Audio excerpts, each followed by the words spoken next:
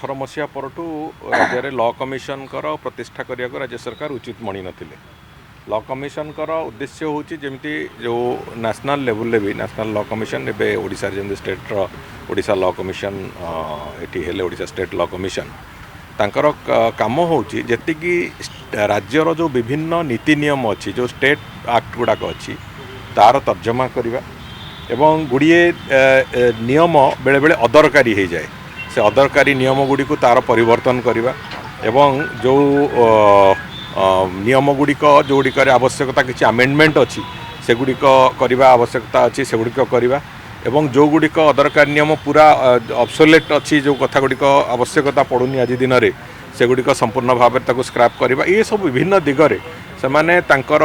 तर्जमा करेंगे तर्जमा करके से माने राज्य सरकार को से बाबद सुपारिश करेंगे तो राज्य सरकार तापर निष्पत्ति नेबे जे से नियम गुड़िकर आवश्यकता अच्छी आमेंडमेंट करार आवश्यकता अच्छी जदि से नियम गुड़िक संपूर्ण उच्छेद करार ये बाबद में राज्य सरकार पुणी तार निष्पत्ति नेबे तेणुक से बाबद में एक क्रमान्वय भल गवर्नान्स प्रतिष्ठा जो गुड गवर्नान्स प्रतिष्ठा वास्तव में ये जिनस गुड़िकर एक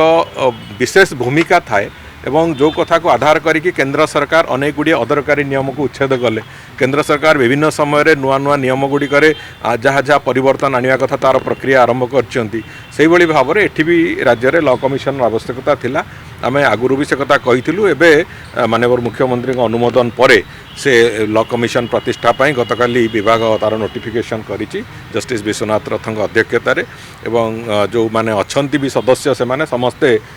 लीगल फ्राटर्निटी सबुठु वरिष्ठ सदस्य कहले अत्युक्ति हेब नहीं जड़े पूर्वतन एजी आउ जड़े बहु वरिष्ठ एडवोकेट अछंती भी से law secretary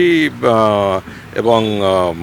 learned advocate general एमाने समस्ते से सदस्य अछंती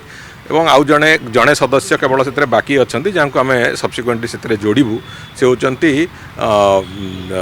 जड़े लीगल जो एजुकेशन क्षेत्र में जो आईन शिक्षा क्षेत्र में जड़े प्रतिष्ठित प्रोफेसर रिटायर्ड प्रोफेसर जड़े किंबा से भली स्टैंडर्ड जड़े लोकंकु आमे तांकु जोड़ू से पुणी सब्सिक्वेंटली तेणुक लॉ कमिशन तार कार्य प्रक्रिया आरंभ कर बहुत शीघ्र निश्चित भाव तार सुफल राज्य को एवं बेटर गवर्नान्स एस्टाब्लिशमेंट पाई तार आवश्यकता जोटा से आवश्यकता को अनुभव भी कर ना सेटा तो क्रमान्वय 3 वर्ष धरिकी लॉ कमिशन तार काम काम कर जो प्रेजेंट कमिशन फॉर्मेशन होती 3 वर्ष धरिकी से कार्य करेंगे एवं से 3 वर्ष भितर अनेक गुड़िए कथा को से तर्जमा करेंगे एवं राज्य सरकार जोड़ा चाहिए ताकू भी से तर्जमा करेंगे राज्य सरकार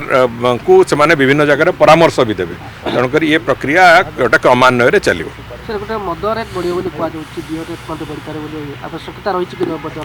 देखो से गोटे प्राइस फिक्सेशन कमिटी थाए प्राइस फिक्सेशन कमिटी विभिन्न प्रकार रे लोक मान जो कंपनी माने जो माने स्टेक होल्डर्स अच्छा समस्त सहित परामर्श करी प्राइस फिक्सेशन कमिटी तार निष्पत्ति निए प्राइस फिक्सेशन कमिटी 3-4 दिन तले बसी जहाँ निष्पत्ति नहीं से निष्पत्ति आसला सरकार पुणी विचार करेंगे।